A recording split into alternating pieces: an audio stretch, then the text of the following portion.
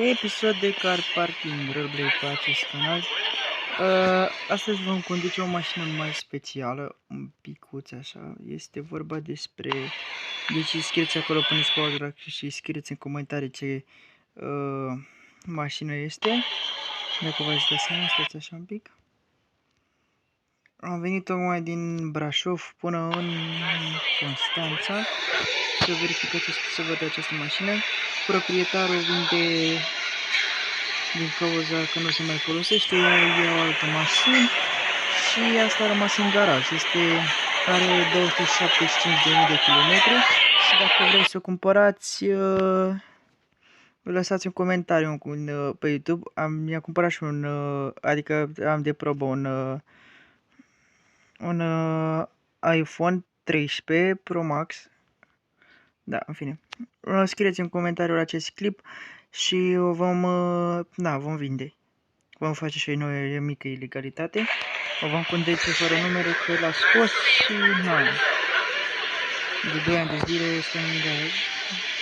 Da, uitați măi băieților, asta nu este culoarea originală, a fost revopsită din cauza că nu le-a plăcut culoarea originală, a fost în alb și gențile sunt originale și hai să scoatem și legea. E modificat la interior, a făcut mici modificări.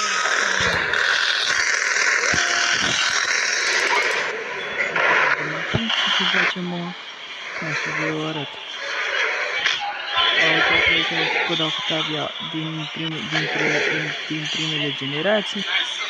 Asta este o etapă cu climă, asta pe aer condiționat, 4 geamuri electrice, o navigație aftermarket, cu volan mai nou, gențile ordinare, are o motorizare de 2.0 diesel și da, arată bine această Skoda Octavia.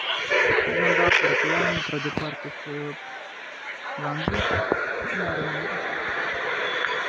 Dacă vreți să cumpărați, o și merge. Dacă nu avem mașini deja cumpărată, o cumpărați. Și mai are câteva mașini de vânzare.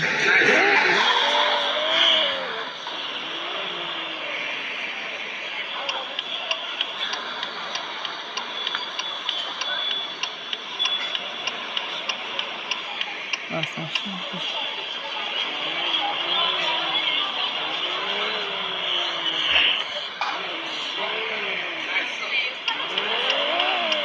2.0.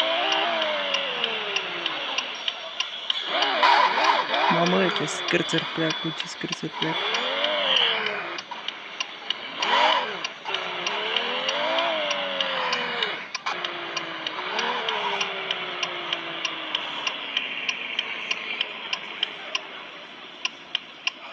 Asta e o mașină asta, mare ceva Hyundai sau nu știu ce ești care.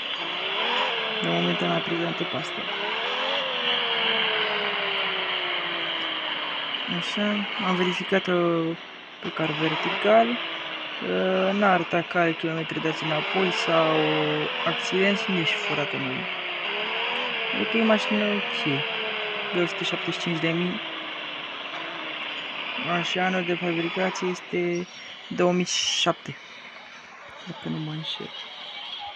O să punem aici. Bam. Vom pune aici unul nou. Bam. Uitați, voi pune și o poză aici pentru... Voi vrea să pun și o poză aici. Să o pun pe TikTok. Uitați-o. Măcar arătata. Bun. Și hai să îi facem o poză. Uitați.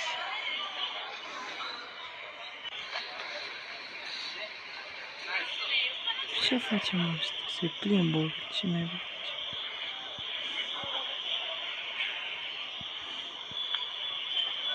Skoda.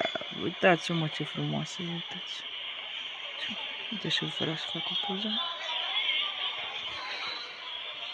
Ce naiba are mă ăsta? Se plimbă cu spate, mă plimb cu spate.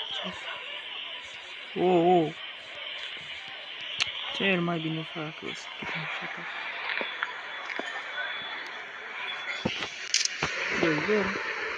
Bun, hai să ducem și noi acasă și dacă vreți să o cumpărați, scrieți-mi în comentarii. Nu vine cu sângere de parcare.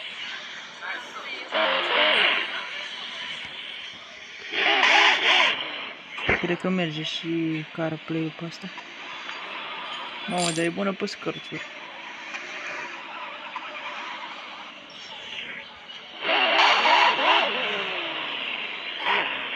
Doamne, să nu mă treagă poliția pe dreapta, că... Nu că... Na, dar n-are numerele făcute și să nu pune Doamne.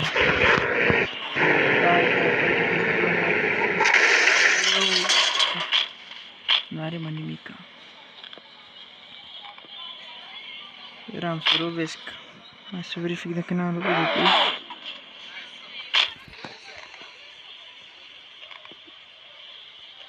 Nu prea... Da, n-are nimica. Bun. Voi opri și eu clipul aici și voi pune proprietarul să vină să o ia, că mă-i frică că mă oprește poliția și da. I-am fost Iulie, dacă mai vreți care vloguri de genul, dați like și dacă vreți să cumpărați mașina, dați-mi mesaj și se rezolvă.